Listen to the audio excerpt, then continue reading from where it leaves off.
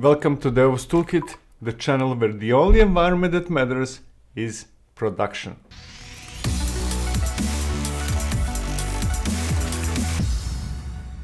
Today I will make an outrageous claim. Are you ready? Here it goes. The only testing that truly matters is testing in production. The only way to truly verify that the release is working as expected is to run it in production with real users and real workload. Testing a release before it reaches production is helpful. It definitely is, and I'm certainly not going to tell you to stop writing and running your unit tests and functional tests and integration tests and whichever other type of testing you might normally do. What I am going to tell you is that you have to test your releases in production. Confirmation that real users got what they expected is the only thing that truly matters. Here's the thing. We cannot truly know that a new release will be working correctly before we deploy it to production. We can certainly be more confident by running all sorts of tests, but we cannot be sure. As a result of that uncertainty, we have to test a release after it's been released to production. And here comes the important note. Almost everyone is testing releases after they have been deployed to production, but not everyone is aware that's what we're doing. You see, every single company that has some sort of observability is effectively testing in production. But before I back that claim, let me quickly explain what testing is. In a nutshell, testing is all about performing some actions and verifying that the outcomes of those actions are as expected. We click a link and we confirm that it leads us to a specific page. We invoke a function with specific parameters and we test that the output of that function is as expected. We fill in some fields and click a submit button and we confirm that data is stored in a database. You get the point, right? We perform some actions and we verify outcomes of those actions. That's what testing really is. Now, let's get back to observability and testing in production. When running something in production, that something is exposed to real users. They're interacting with our applications. They're performing some actions and they're receiving some outcomes. If we don't do anything, our users are the only testers of applications running in production. They are even filing issues by opening support tickets. But we can do much better than that. We can keep real users perform actions and do verifications ourselves. Instead of waiting for support tickets, we can be proactive and try to figure out that something is wrong ourselves. We can find out that something is wrong while only a small subset of our users is exposed to it. I will make an assumption that it is impossible to ensure that every single release to production is without bugs, and that it is based on features that our users actually want. If that is the case, if issues are unavoidable, the only thing we can do is limit the blast radius. Instead of exposing all our users to a new release, we can limit it to a subset of them and see how they react to it. If it seems to be working correctly for that subset of users, we can choose to increase the reach. If, let's say, we started by exposing that release to 10% of the traffic, after we confirm that our users are having good experience with it, we can increase the exposure to 20, then 30, and so on and so forth, all the way until 100%, at which point the new release is fully rolled out. Alternatively, if at any point we discover that the new release is not working as expected, we can roll it back. As a result, only a subset of users will be negatively affected. That is certainly not ideal, but it's still much better than if we let it blow into everyone's faces. Such a gradual rollout of a release is called Canary Deployments, which is a subset of a wider range of techniques called progressive delivery. Progressive delivery is all about gradually or progressively rolling out releases. Besides Canary deployments, we could employ rolling updates or blue-green or any other similar strategy. As a matter of fact, you might already be using one of those strategies without even knowing that's what you're doing.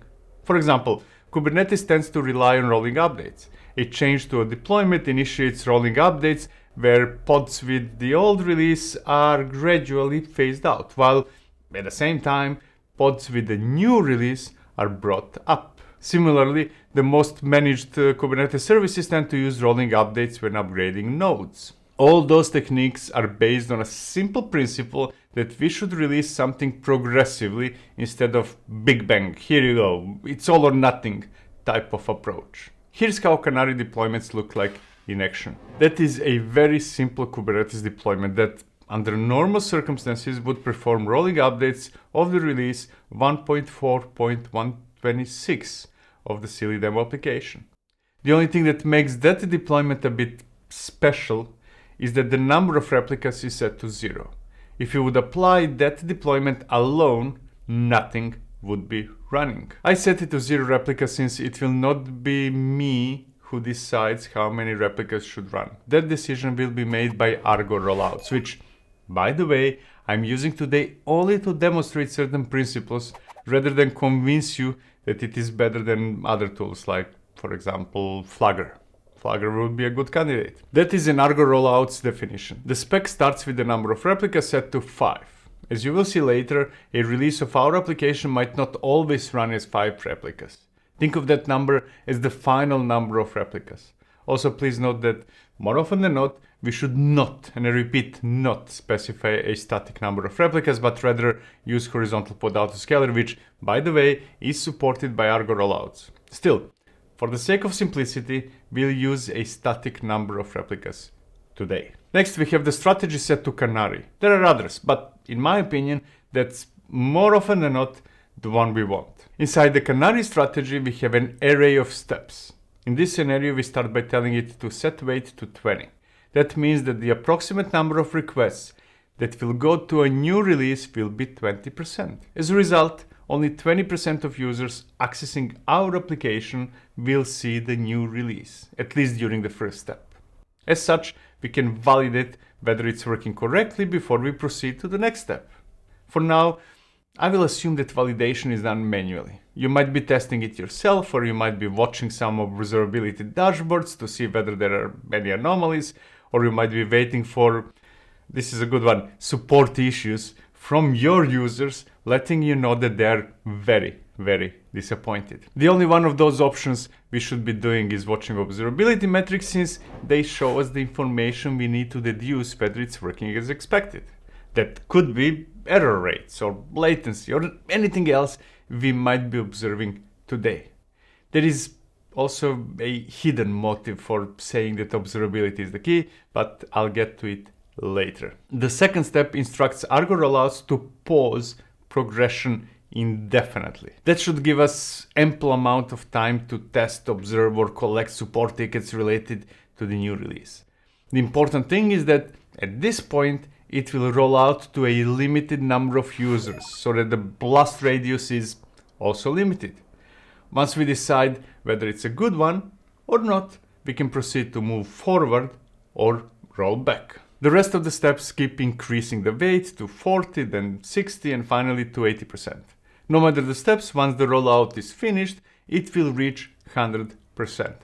So there is no need to set that one explicitly. In between those steps are pause instructions, but unlike the first one, those are not waiting for us indefinitely. Instead, they are pausing, in this case, for only 10 seconds. Since we don't have any automated validation, that means that we have 10 seconds to validate before the rollout continues to the next wait.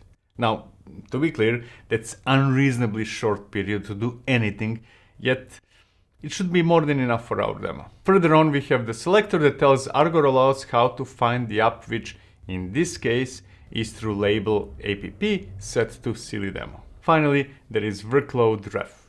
In the past, we had to replace typical deployment for rollout. In those cases, the rollout would be managing replica sets just as deployment does. That was, in my opinion, very, very bad idea. It makes so much more sense to keep our application definitions independent of Argo Rollouts instead of rewriting what we have. On top of that, if we wanted our application to use custom resources, we would need to look elsewhere. To be honest, that was one of the biggest grudges I had with Argo Rollouts. Fortunately, that was fixed sometime in 2022 with the introduction of workload ref. Now we can instruct Argo Rollouts to control any type of resource. In this case, we are referencing the deployment silly demo. And that's it. Let's see it in action by applying the resource. And now we can see what's going on through the Argo Rollouts plugin for kube control. Actually, there's not much to look at right now. When deploying the first release, it does not make sense to do anything but to roll it out as fast as possible. So that's what it did. It deployed 5 replicas of the first revision. But if we modify the image and apply the manifests again, we should see a very different outcome. There are 2 things we should note. First, we can see that only 1 pod is running as the revision 2.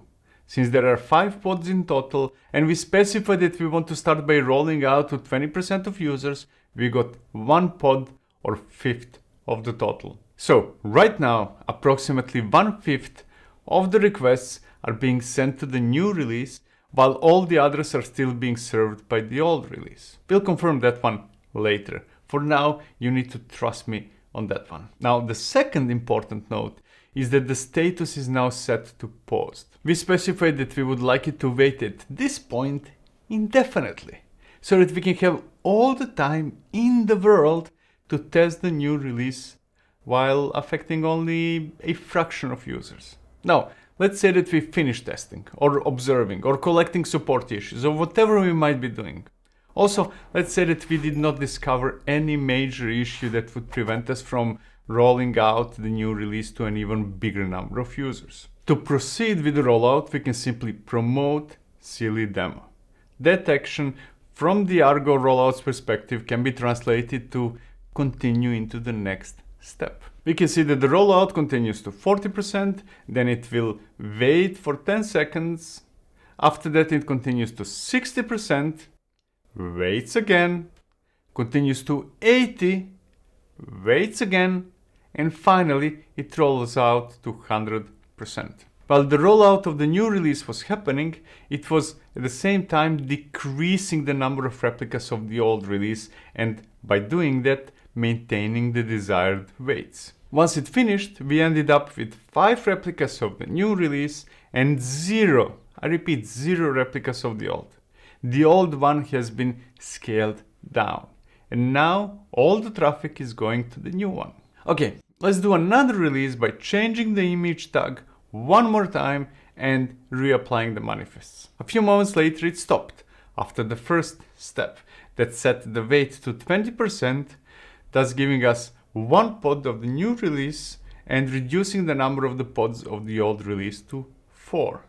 Now, let's assume that we discovered a major issue and made the decision to roll back to the previous release. All we have to do is execute the abort command. After a while, we can see that the status is degraded.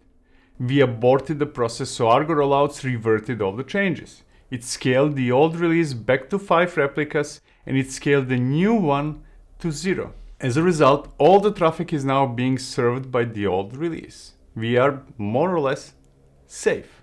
Only a fraction of the users experience the issues. Here comes an important note though.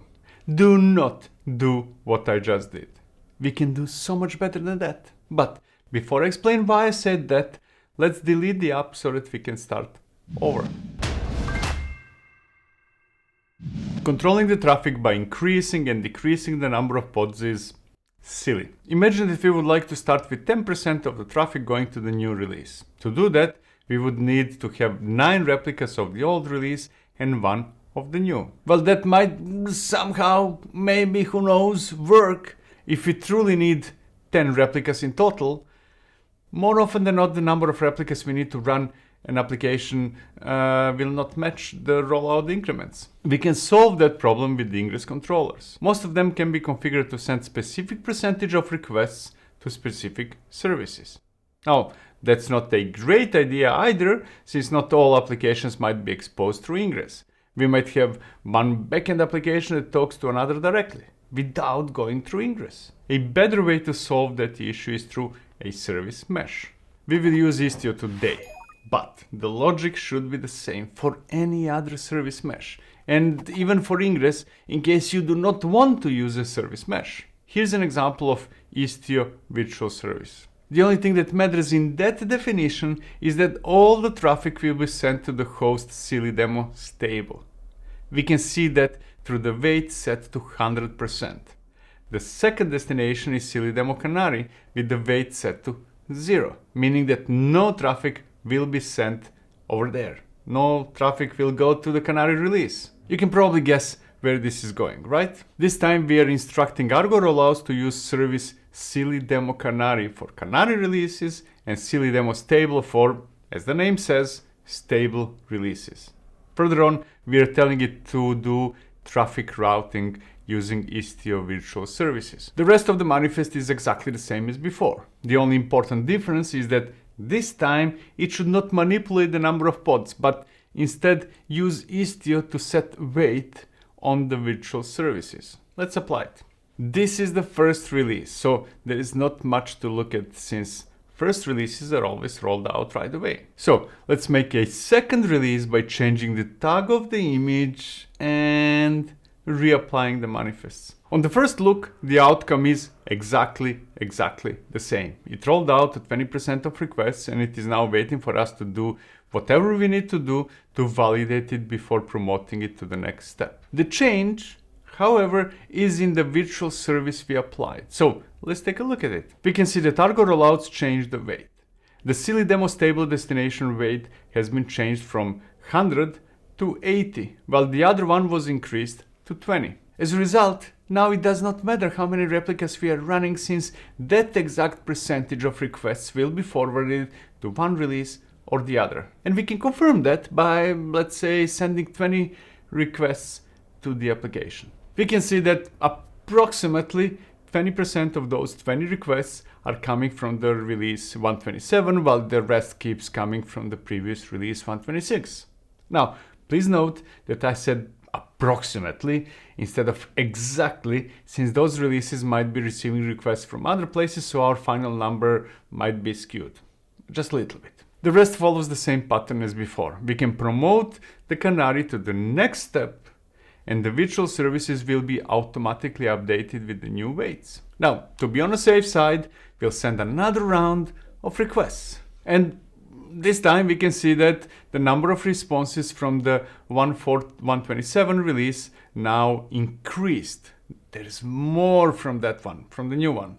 And if we wait long enough and send another round of requests, we can see that all the requests are now coming from 127, from the new release. Now, to be clear, we are currently using the easiest setup of Istio virtual services. There are many more sophisticated ways we could be deciding who sees the new and who sees the old release. We could be rolling it out to selected users or users in specific locations or to users filtered through some other criteria. The only limitation are capabilities of the service mesh or ingress we chose. Nevertheless, I feel that we made the point, right? That service mesh or ingress is a valuable addition to our progressive delivery setup. But, there is always a but. While we made an improvement, that is still not what we should do.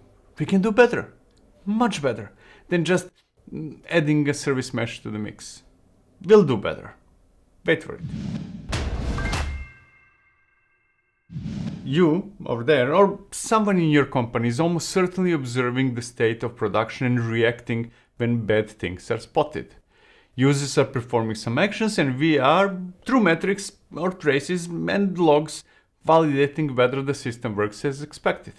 That's, by definition, testing, even though we might not call it like that. What matters for today's subject is that we should add metrics to the mix of what we are building. We will start by executing Hey to send traffic to our application. That won't give us real user behavior, but since this is a demo, we can use imagination and pretend that's the real traffic. If this would be a real production, we would be observing the state of our system in, let's say, Grafana. We would have dashboards that execute queries to, let's say, Prometheus. And we would paint the results as dashboards. We'll skip Grafana today and go straight into Prometheus, just to make it easier. Actually, I'm not sure whether it's easier, but we'll do that anyways. Now, one way to deduce whether an application is behaving as expected could be to retrieve a sum of the rate of requests going into it. We can do that with the following query. That is the sum of the rate of requests generated over the last 5 minutes.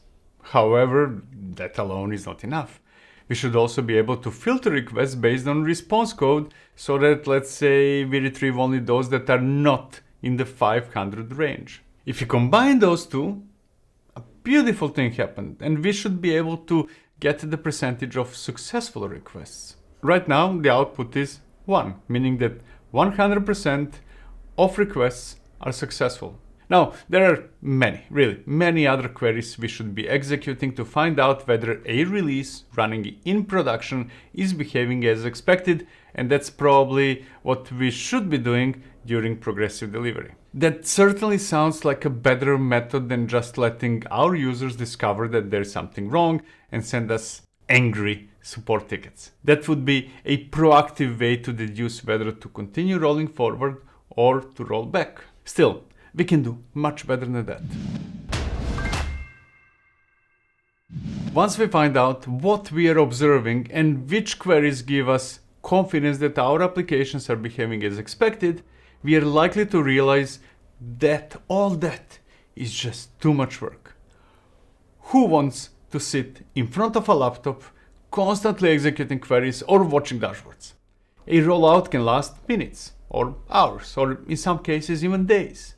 It would be ridiculous to work in shifts to decide or to deduce whether a release is working as expected while knowing all that time is spent on repetitive tasks. When something is repetitive, it should be automated. We should be able to instruct Argo Rollouts to run the same queries we would normally run and use the results to decide or to deduce whether to roll forward or to roll back. We can do that by modifying the rollout definition, or, even better, we can separate analysis from rollouts, given that different applications are likely going to use some, if not all, the same analysis. Here's an example of a cluster analysis template. The name is set to success rate. Remember that since we'll have to reference it in our rollout. Inside the spec, we're defining a few arguments like the service name. That one does not have a value since we'll set it when we reference that analysis in the rollout. There is also Prometheus address and Prometheus port that are used to point the analysis to our Prometheus instance. Now, the real action is happening in the metrics. We can have many, but for today, one and only one should be enough to demonstrate how it all works. We are setting the success condition to be equal or greater than or 95%. That means that if the result of a query is within that threshold, it will be considered a success. And the rollout should be able to continue. Otherwise, if it's below the threshold, it will be considered a failure and eligible for a rollback. The rest should be self-explanatory. We are using Prometheus in the providers. There are many others, and the query is almost the same as the one we executed earlier. The only difference is that instead of hard-coded value for the destination service, we are using the service name argument. That way, that same analysis template can be used for multiple applications. Okay, enough talk. Let's just apply it and take a look at the modified version of the rollout. This time we added the analysis section that is referencing the success rate template we just applied. The starting step is set to 2, meaning that the analysis will start only after the rollout reaches the second step, which is the pause, right after the weight is set to 20%. As a result, the analysis will start only after 20% of users start seeing the new release. Finally, we changed the pause duration to 300 seconds or 5 minutes. Since the Prometheus query is set to take 5 minutes into the account, anything less than that could produce, let's say, false sense of security. Now, you over there will probably want to set that value to a much higher number, given that 5 minutes of interaction with the application might not be enough to convince you that it's working as expected. Okay, let's apply that rollout. The output is still almost the same as what we saw earlier when we were running it without the analysis. The only tangible difference judging from the output, is that it does not pause indefinitely, waiting for our blessing to progress to the next step. Instead, the pause lasts for 5 minutes before progressing to the next step that increments the wait. The key difference is in the analysis run entry. It shows that it was successful. So far, the application is passing all verifications, and if you give it enough time, it will eventually be rolled out completely. Now, let's spice it up a bit by applying a new release, but this time we'll do it with a twist. So, let's change the tag of the image and apply the manifests. Next, we'll stop hey, that is generating traffic that should normally be generated by real users. Finally, we'll execute hey again, but this time with fail equals true. The application we're using is configured to simulate failure if that query parameter is in a request. If you pay attention to Argo Rollouts output, it starts in the same way as before. It starts by increasing the reach of the new release to 20%, and after that, it starts running the analysis.